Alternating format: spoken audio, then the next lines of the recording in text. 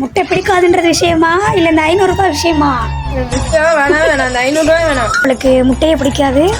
இந்த இடத்துல அவளை நம்பி ₹1,00,000 கூட வைக்கலாம்.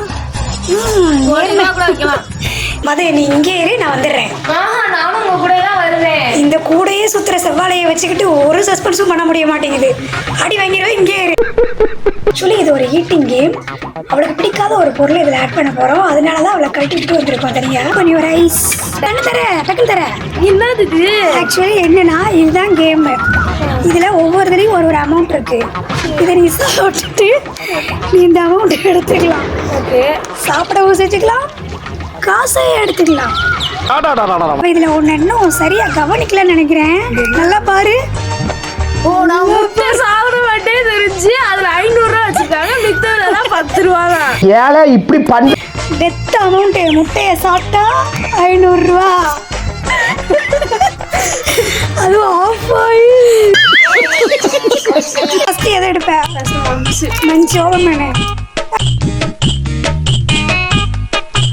ஹீரோ டைமே 3 நிமிஷம் தான். ஃபர்ஸ்ட் என்ன சாப்பிட்டேன்? மஞ்சு சாப்பிட்டுட்டா. 10 ரூபாய் வின் பண்ணிட்டா. இப்போ பிஸ்கட். எல்லாத்தையும் கலந்து அடிக்கிறேன். உள்ளுக்குள்ள ஏதாவது ரியாக்ஷன் ஆயிடாம. கடையில வாங்கும்போது எனக்கு தான் அது தெரியாது.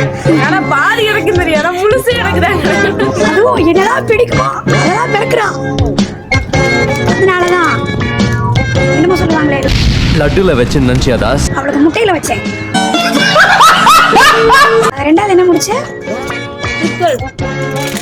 பஞ்சு, பிஸ்கட்டு. இது குர்குரேக்கான அமௌண்ட்.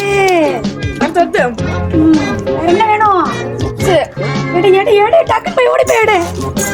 அது விக்கிறவங்க வந்து மெல்ல உங்க அம்மாவுக்கு பதில் சொல்ல முடியாது. வச்சுங்களா எல்லாம் வச்சு?